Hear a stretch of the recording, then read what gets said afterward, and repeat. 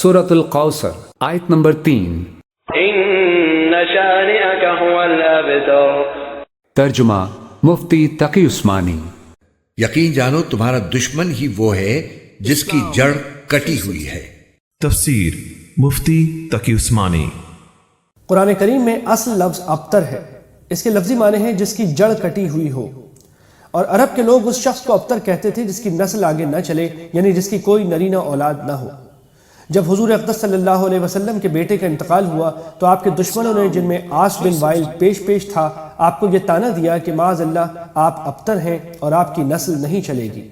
اس کے جواب میں اس آیت نے فرمایا ہے کہ آپ کو تو اللہ تعالیٰ نے کوثر عطا فرمائی ہے، آپ کے مبارک ذکر اور آپ کے دین کو آگے چلانے والے تو بے شمار ہوں گے، ابتر تو آپ کا دشمن ہے جس کا مرنے کے بعد نام و نشان بھی نہیں رہے گا۔